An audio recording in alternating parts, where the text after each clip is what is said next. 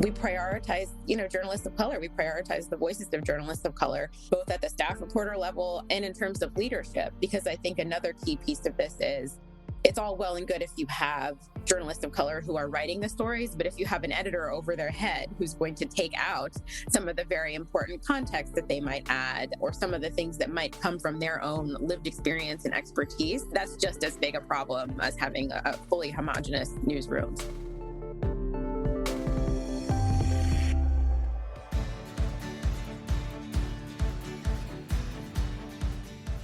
Hi there, and welcome to the Mission Forward podcast, where each week we bring you a thought-provoking and perspective-shifting conversation on the world around us.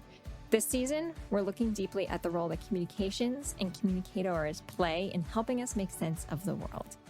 I'm Carrie Fox, your host and CEO of Mission Partners, a social impact communications firm and certified B Corporation. We have such a special guest with us today, someone who is literally working on the ground floor of rethinking and rewriting the role that media plays in society, and specifically the role that journalism plays. Ashton Lattimore is the editor-in-chief at Prism, an independent, nonprofit newsroom led by journalists of color. Prism formally launched in August 2020 and takes an important intersectional lens to reporting on issues such as electoral justice, racial justice, economic justice, gender justice, climate justice, and more. A former lawyer, an accomplished writer, and a longtime editor, Ashton's work focuses on this intersection of race, culture, and law, and we are so thrilled to have her with us today. Ashton, welcome to the podcast. Thank you, Carrie. I'm excited to be here with you today. We just gave a little bit of an overview on who you are, but I'd love to hear it from you. Tell us what brought you on this journey to become editor-in-chief of Prism. Sure. So I've been a journalist for quite a while. So I actually started off as a journalist when I was in college, and ultimately stepped off that path for a little while to become a lawyer. The trajectory kind of mirrors the trajectory of the country, I would think. I kind of came into adulthood during the Obama era. So things seemed like we understood that not everything was right with the world, but I think a lot of us kind of naively thought we were on a decent trajectory. And that's kind of the period when I was off in law, just kind of doing corporate lawyer stuff, just working within that field and not doing especially anything particularly social justice related. And then for a lot of reasons, personally and kind of nationally, 2016 was a shock to the system. At the national level, we had that election. And when that election happened, I was actually 5 months pregnant when that occurred, and suddenly found myself on the verge of bringing a new Black child into a very different world than the one that I thought perhaps I was bringing him into. And over the course of that election and kind of the things that unfolded in the years immediately after, I saw a lot of the ways that media was complicit in the failure, the many, many failures that kind of led up to the election of someone who was offensive to a lot of different kind of norms and ideas of justice.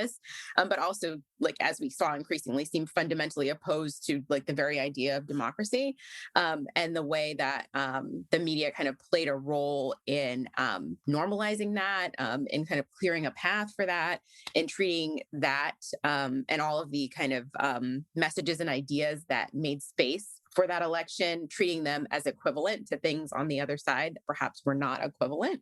So as that kind of presidency was unfolding and things were kind of taking a fairly ugly turn nationally, and seeing kind of strife being ascendant in a way that it hadn't felt before, at least in my adult life, I started to feel very sidelined. Like I said, I was, at kind of large corporate law firms and didn't feel like what I was doing was really contributing to making the world any better. And that didn't feel so good for me anymore. So I felt myself kind of called to return to journalism, because I understood the power, both for good and for ill, of the message and the messengers. And I wanted to get back into that. So that's kind of how I found my way eventually to start freelancing and exercising my voice a little more. And then stumbled upon this amazing opportunity to kind of help build Prism from the ground floor, a newsroom that's like centered in communities of color, who have been some of the folks most harmed by the political turns that have happened in the last 4 or 6 years. So it was really kind of an irresistible opportunity. So I leapt at it. Ashton, you and I have talked about this a little bit before on the need to have more Black-led organizations in journalism, more organizations that are led by journalists of color, because the reality is so much of the narrative is lost when it's told from one perspective, often by default a white perspective. The person who holds the pen holds the power, right, in terms of how that narrative is shaped. But the other flip of this is that if there's not even an opportunity for the journalists of color to be holding the pen, then you can't rewrite that narrative. You can't shift the perspective or widen the gap. So talk to me a little bit about what is the reality as we think about today's journalism industry. I know we're seeing some good shifts, but we're not where we need to be, right? No, we're not yet where we need to be. But as you said, I think we are seeing a lot of really wonderful shifts. There are so many Black-led and other POC-led outlets that have either recently launched or in the process of launching. So it really feels like Prism has come into what's increasingly an ecosystem of other outlets that are really community-centered, that treat communities of color as the center of the American story, which I think is what Prism does differently. So we're not kind of a fringe or separate interest. We see ourselves as the center of the country, the center of our own lives and experiences, certainly, and report really from that lens. So rather than kind of taking on the stories of the day as a horse race about who's winning the messaging race in Washington or what's happening to someone's reelection prospects, we're really looking at social justice and policy in terms of how they impact people, how they impact human lives, and coming at that with some conviction, with an unabashed orientation toward democracy, toward justice. We think those things are good, and I think that journalists of color often have been the ones at the front lines who are willing to say that, and sometimes face accusations, around bias or not being impartial, because we're willing to say some things are good, some things are very bad.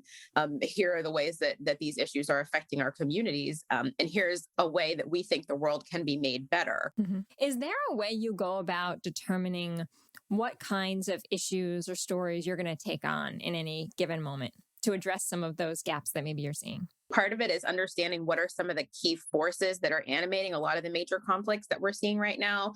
So there's the attack on democracy. There's sort of the culture war piece of things, which is manifesting in a few different ways. It's manifesting as a war on really kind of any kind of anti-racist education, and also manifesting as increasing affronts to women's rights, LGBTQ rights, and also the climate crisis. We see those as kind of the largest forces animating the big issues that we're seeing in the news today, with always this through line of kind of white supremacy that kind of animates them all in various different ways. So coming at all of our stories from an understanding that this is a country that is deeply in crisis, and that's showing up in real human lives in ways that matter, but that people on the ground are showing up for themselves and showing up for each other. So yes, we're in crisis, but there are people who are in motion and trying to get other folks in motion to move us toward a better version of what this country can be. We come at our stories from the perspective that we want to offer a deeper understanding of what's wrong, but we also are really invested in offering a path forward. Give us an example of a story that you've worked on recently that maybe reinforces the approach you take to how you report on an issue. A really strong example of this would be some of the immigration stories that we've done recently. So we spent a lot of time, especially earlier this summer, focused on refugee resettlement and kind of the crisis that's unfolding in that space. So we initially kind of set out to just kind of explore the topic a bit more and expose people more to understandings of how refugee resettlement is experienced by refugees themselves, and kind of what's happening at a policy level. But as we were undertaking that reporting, we saw this crisis explode with Afghanistan, that war winding down, and an influx of more folks as refugees coming from there, and then more recently, more Haitian refugees coming in. So we've taken a look at that, really deeply, offered like a very deep understanding of what refugee resettlement looks like, the mechanics of it. So an explainer is kind of the centerpiece of what that series looked like.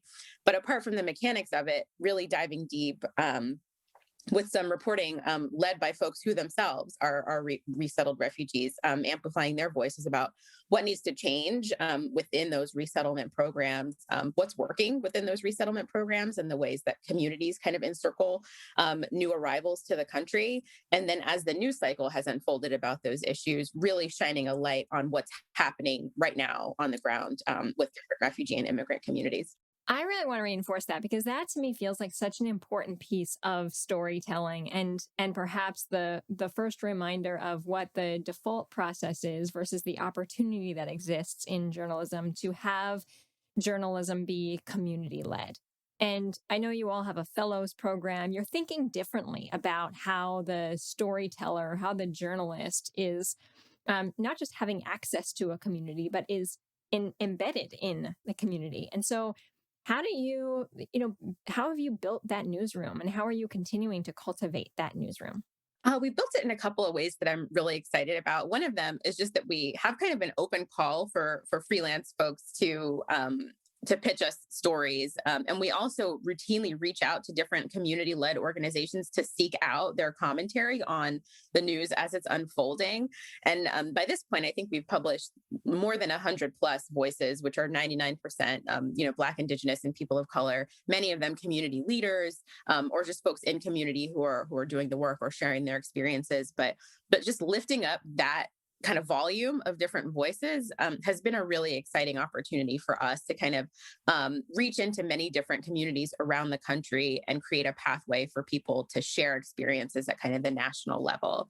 I think another way that we've done that, as you mentioned, is through our Senior Fellows program, which brings into our ecosystem community leaders who are doing the work at really the highest levels. On things like electoral justice, criminal justice, abolition and reform, justice, gender justice, bringing those folks in and having them help to shape our coverage. So giving us a deeper understanding within the newsroom, sitting with us and talking about what's going on in the work and helping us to kind of shape our stories around what really matters and what's actually happening. And apart from that, just within our newsroom, we prioritize, journalists of color. We prioritize the voices of journalists of color, both at the staff reporter level and in terms of leadership, because I think another key piece of this is it's all well and good if you have journalists of color who are writing the stories, but if you have an editor over their head who's going to take out some of the very important context that they might add, or some of the things that might come from their own lived experience and expertise, that's just as big a problem as having a fully homogenous newsroom. So I think something that we really value is having people of color in positions of power all throughout the newsroom to not only tell the story themselves, but shape what the story ultimately looks like by the time it's published. That's incredibly important. And I think a good reminder for folks to think about the news that they consume. How much have they ever spent time thinking about the makeup of that newsroom and how it might, in fact, impact the news that they are receiving and the perspectives that they are receiving? I would love to pause here for a minute because at the top, we talked about Prism as an independent nonprofit newsroom. That may not still make a lot of sense to folks. What do you mean a nonprofit newsroom? What do you mean an independent newsroom? Talk about that. Why is it so important, in fact, that Prism is a nonprofit independent newsroom? The independence piece of it is really key. And I think there's a really critical difference between the word independent and a word like nonpartisan, which is a word that we kind of deliberately did not use. We have a point of view and we're not beholden to any particular forces who are going to tell us that that point of view is okay to express or not okay to express. So that sense of independence gives us the ability to be really fearless, frankly, in our reporting, and holding power structures to account, holding the government to account, holding big corporations to account, in our workers' rights coverage. That independence is really what gives us the ability to do that. And as far as being a nonprofit, we see the work that we're doing as a social good. So that felt like a model that was appropriate for us.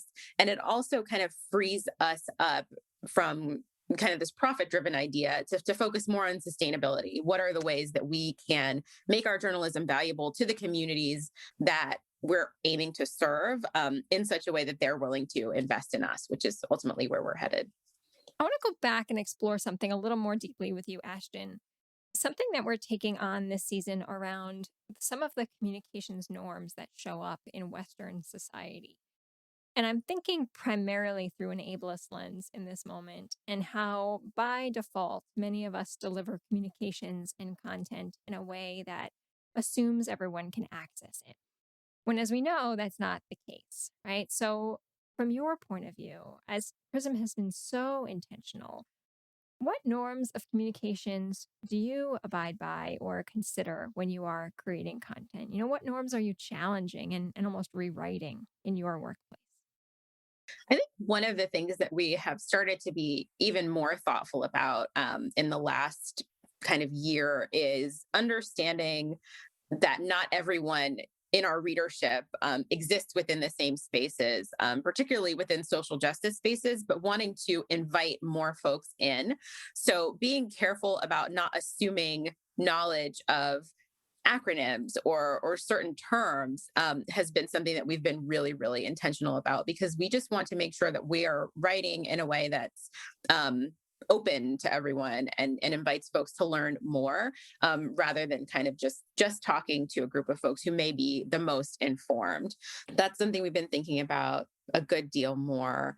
But as far as kind of norms, I think another one that we have really been thinking about very deeply is this idea of who is the center. And this is both kind of narrative and norm, but the way that a story is told, the perspective that the story is told from, any story that you write necessarily is going to have a protagonist. So kind of being very careful about who we assume is the protagonist of a story about abortion, who is the protagonist of a story about police violence. Because if you treat the police as the protagonist, you get a very different story than if you treat it as the community who's been affected by it or the person who's been subject to violence. So really understanding where we put our lens and not defaulting to the norm of treating power as the protagonist, treating an elected official as the most important person in a story about what's happening in Congress, or what's happening, with a particular bill, not treating maybe the doctors or treating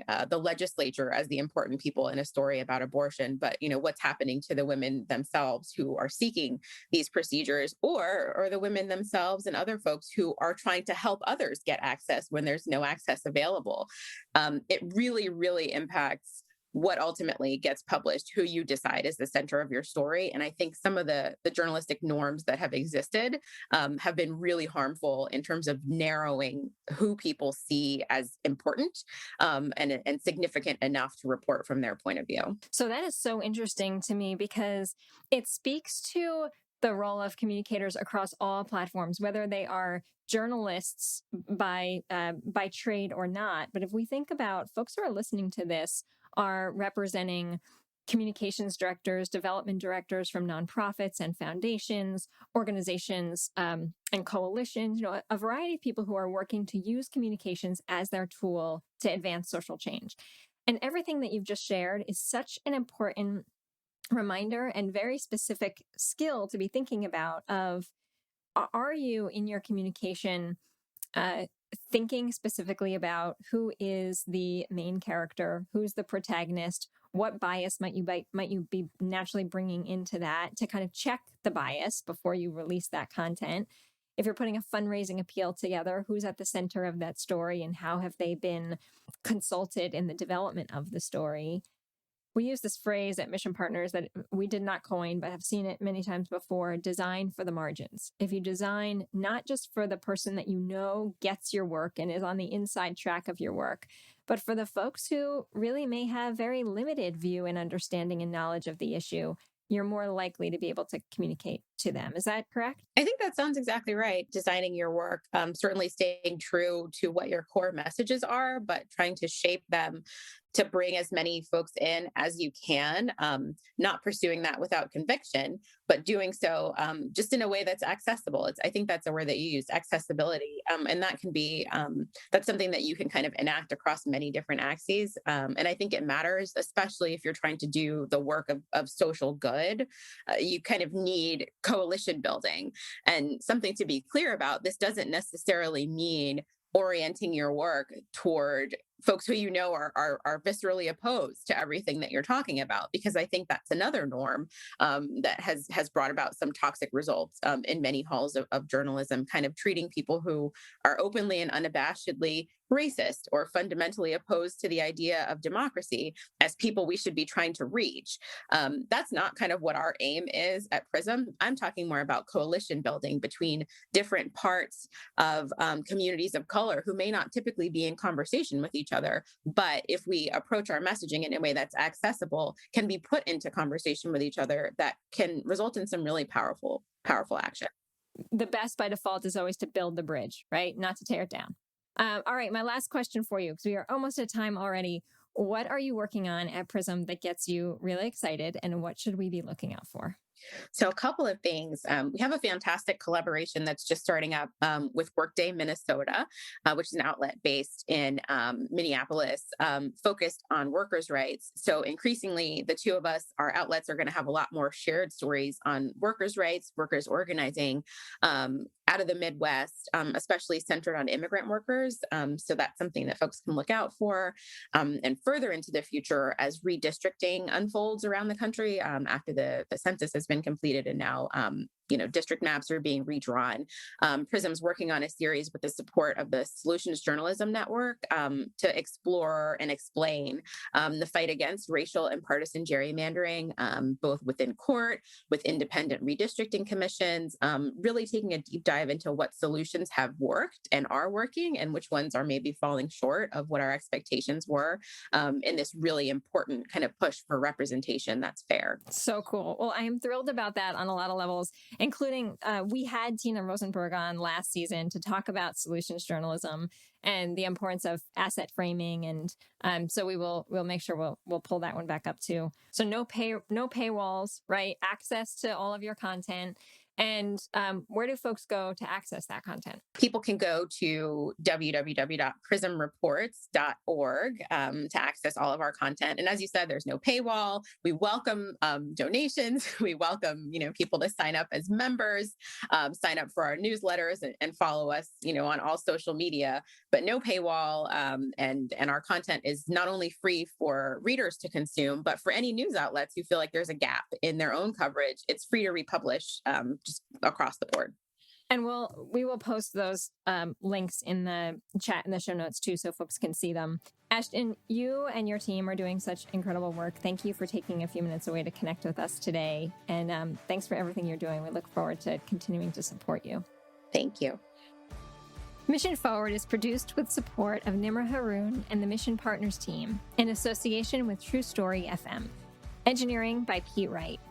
Music this week is by Ian Post and Josh Leake. If your podcast app allows ratings and reviews, we hope you will consider doing just that for our show.